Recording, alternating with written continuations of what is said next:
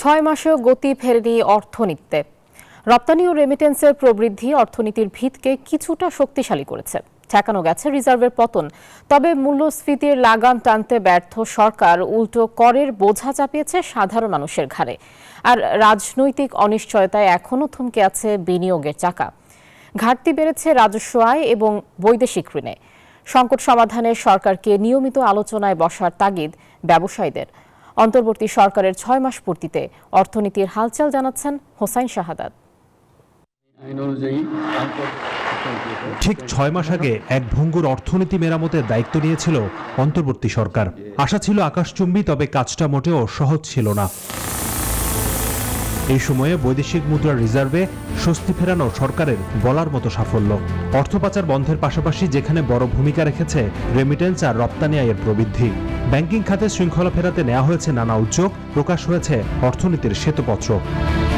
তবে অর্থনীতিতে আসলে কি ঘটছে তার পরিষ্কার ধারণা কি পাচ্ছে দেশের মানুষ? অর্থনৈতিক অবস্থাতে কি আছে এটা আসলে আমরা বুঝতে পারতেছি না। আইন শৃঙ্খলার অবনতি, কোনো জায়গায় এখানে যাবেন ডাকাতি, ওখানে যাবেন ছিনতাই, এই জিনিসটা বাইরে গেছে। এই জিনিসটা বর্তমান সরকার নিয়ন্ত্রণ করতে পারছে না।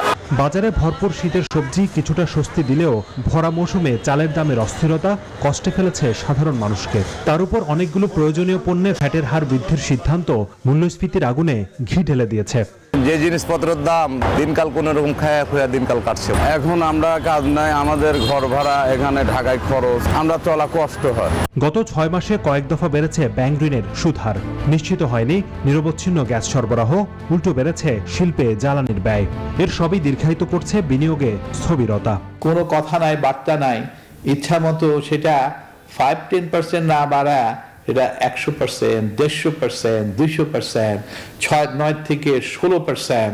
এবং ভবিষ্যতে কি হবে, there is no long term policy either। আমাদের ওনাদের সঙ্গে গিয়ে কথা বলার মতো সুযোগটা আমরা ওইভাবে পাচ্ছি না।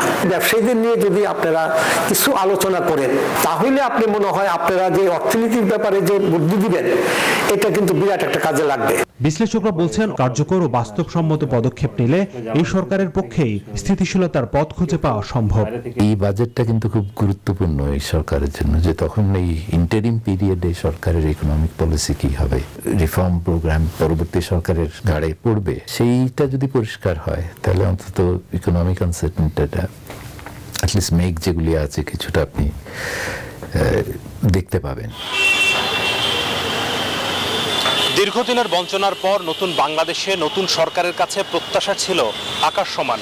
তবে সমালোচকরা বলছেন দেশ পরিচালনায় দক্ষতা এবং অভিজ্ঞতার অভাব স্পষ্ট হয়েছে অনেক ক্ষেত্রেই।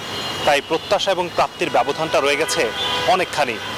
আগামী দিনে সে ব্যবধান কতটা কমিয়ে আনতে পারবে সরকার, সেটি দেখার অপেক্ষায় দেশের মানুষ।